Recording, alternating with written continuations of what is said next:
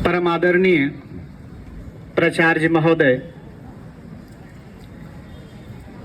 अभिभावक तुल्य हमारे सहयोगी शिक्षकगण और मित्रगण, शिक्षिकागण, विद्यालय के सभी टीचिंग नॉन टीचिंग स्टाफ्स, विद्यालय के आसपास के गांवों से आए हुए भूतपूर्व छात्र छात्राएं, अभिभावकगण और इस प्रांगण में मौजूद हमारे देश के भविष्य, इस देश के निर्माता, प्रिय छात्र और छात्राओं,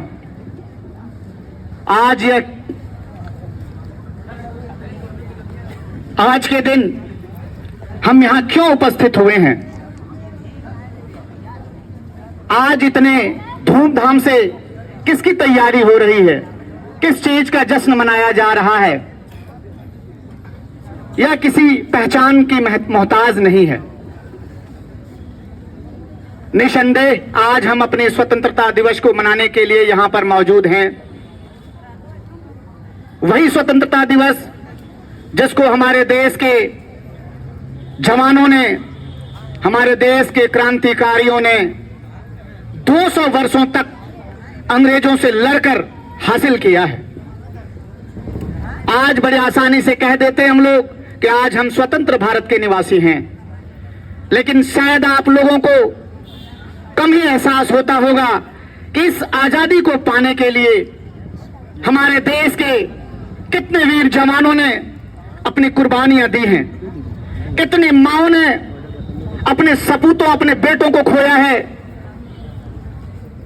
कितनों ने अपने पतियों को खोया है, कितनों ने अपने भाइयों को खोया है। न जाने कितने क्रांतिकारी वर्षों तक जेल में सड़े, लेकिन क्रांति रुका नहीं। अंग्रेजों की हुकूमत से छुटकारा पाने के लिए निरंतर प्रयास चलता रहा। एक तरफ भगत सिंह, खुदीराम बोस, सुभाष चंद्र बोस जैसे गरम दल के क्रांतिकारी थे जिन्होंने अपने तरीके से देश को आजाद कराने की कसम खाई थी, तो दूसरी तरफ नरम दल के कुछ क्रांतिकारी थे, जवाहरलाल नेहरू, महात्मा गांधी। इन्होंने अपने तरीके से राष्ट्रीय आंदोलन को आगे बढ़ाया। सन 1920 से महात्मा गांधी ने राष्ट्रीय आंदोलन की बागडोर अपने हाथों में ली और उसके बाद उन्होंने एक एक कर कई सारे आंदोलन किए, राष्ट्रीय आंदोलन किए अंग्रेजों के खिलाफ। असहयोग आंदोलन, खिलाफत आंदोलन उसके साथ चला, सविनय अवज्ञा आंदोलन और 1942 में भारत छोड़ो आंदोलन। महात्मा गांधी के नेतृत्व में इन आंदोलनों ने अंग्रेजों की जड़ों को कमजोर कर दिया था, लेकिन वे यहां से जाने का नाम नहीं ले रही थी। आप समझ सकते हैं कि 200 वर्षों तक की गुलामी, अगर आपको एक दिन किसी कमरे में बंद रख दिया जाए तो आपको अगला दिन लगेगा शायद हमारा सूरज निकले कि नहीं निकले, हम आगे जी सकेंगे या नहीं जी सकेंगे। लेकिन हमारे देश के लोगों ने 200 वर्षों तक की गुलामी झेली है, और इतनी लंबी गुलामी झेलने के बाद, इतना लंबा संघर्ष करने के बाद 15 अगस्त 1947 को अंग्रेजों को अपना बोरिया बिस्तरा समेट के वापस इंग्लैंड जाना पड़ा, और हमने 15 अगस्त की सुबह को खुली हवा में सांस ली। हमने अपना पहला झंडा 15 अगस्त की सुबह को 1947 में पहला स्वतंत्र भारत का झंडा फहराया और एक संप्रभु देश के रूप में अस्तित्व में आया। अब सवाल है कि जिस चीज को हमने इतनी मुश्किल से हासिल किया है, क्या इसको हम खोएंगे? क्या हम अपनी आजादी को दोबारा खो देंगे या खो देना चाहते हैं? क्या भारत फिर से गुलाम हो जाए? क्या हम लोग ऐसा चाहते हैं? यदि नहीं, तो हमें इस आजाद भारत को सहेज कर, समेट कर और संजो कर रखने की जरूरत है। हम अपने भाषणों में तो बड़ी बड़ी बातें करते हैं, सरफरोशी की तमन्ना अब हमारे दिल में है, देखना है जोर कितना बाजुए का दिल में है।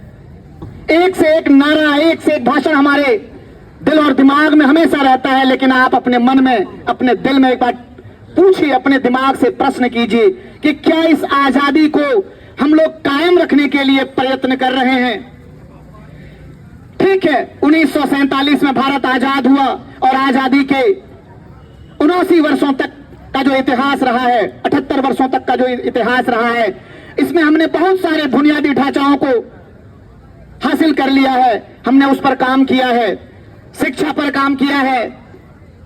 आज हमारे देश की शिक्षा का ही असर है कि हमारे देश के नौजवान शिक्षित होकर विदेशों में जाकर काम कर रहे हैं। स्वास्थ्य पर काम किया है। हमारे देश का मृत्यु दर उस समय सन 47 में जो था, आज घट गया है, मृत्यु दर कम हो गया है। स्वास्थ्य के ऊपर भी हमने काफी काम किया है। लेकिन साथियों, काम इससे नहीं चलने वाला है। अगर हमें अपने देश को बुलंदियों पर लेकर जाना है तो हमें भ्रष्टाचार से लाना होगा। हमें आज जो सांप्रदायिक ताकतें हैं, उन सांप्रदायिक ताकतों से लाना होगा। आप लोग सुनते होंगे आज 15 अगस्त है और किसी राज्य में खान पान पर बैन लगा दिया गया है, खाने पीने की चीजों पर बैन लगाया गया है। क्या आज हम 78 वर्षों के बाद यहीं पर आकर खड़े हैं कि कौन क्या खाएगा, कौन क्या पिएगा, इस पर सरकार की नजर रहे? ये व्यक्तिगत चीज है, धर्म व्यक्तिगत चीज है। अपने अपने घरों में अपने अपने हिसाब से लोग करें, ये सरकार की जिम्मेदारी नहीं है।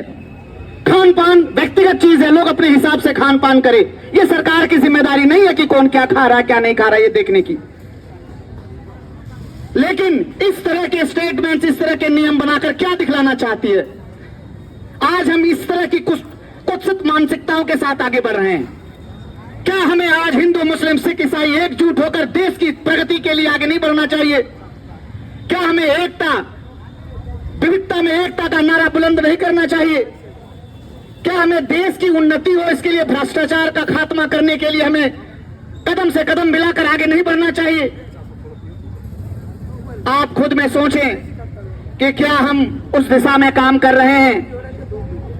क्या संस्थाएं उस दिशा में काम कर रही है? यदि काम कर रही है तो धन्यवाद है उन संस्थाओं का, और यदि नहीं काम कर रही है तो हमें काम, उन संस्थाओं को काम करना चाहिए और काम करवाने की जिम्मेदारी हम लोगों पर बनती है।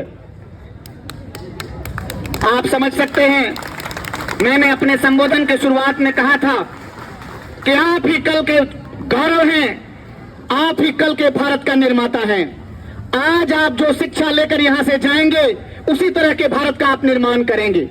तो आप क्यों नहीं कसम खाते हैं कि हम भ्रष्टाचारियों के खिलाफ हमेशा रहेंगे? हम में से कई लोग देखते हैं, जब भी हम लोग किसी सरकारी दफ्तर में जाते हैं तो घूसखोरी की जो समस्या है वो बड़ी आम लगती है, दिखती है, और उसमें उसका गुनाह और उसका कसूर नहीं है, हमारा भी उतना ही कसूर है, क्योंकि हम भी प्रयास करते हैं कि अगर 100-200 में काम हमारा बन जाए तो क्या ऐतराज है। और यही 100-200 की जो परंपरा है, इस परंपरा ने पूरे देश को दीमक की तरह खाना शुरू कर दिया है। आज एक पुल का उद्घाटन होता है, अगला दिन ढह जा रहा है। 300 साल, 350 साल, 700 साल, 800 साल पहले के जो भवन हैं, जो स्मारक हैं, वो आज भी खड़ा है अपनी जगह पर। अंग्रेज जो हमारे ऊपर शोषण करते थे, उनकी बनाई हुई चीजें आज सही सलामत हैं।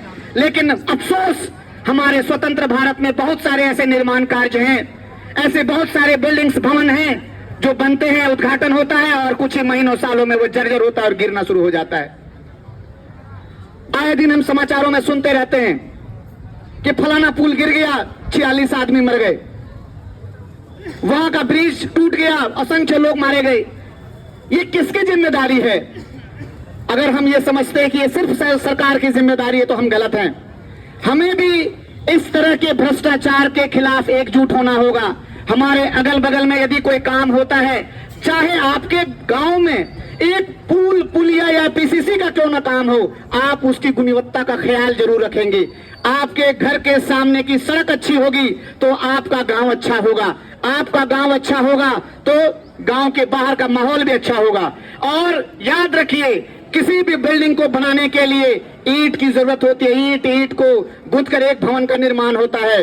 किसी भवन को एक पत्थर से नहीं बनाया जा सकता है। और इसलिए यदि हम यह सोचते हैं कि सारी जवाबदेही हमारा सरकार ले ले, तो ये संभव नहीं है।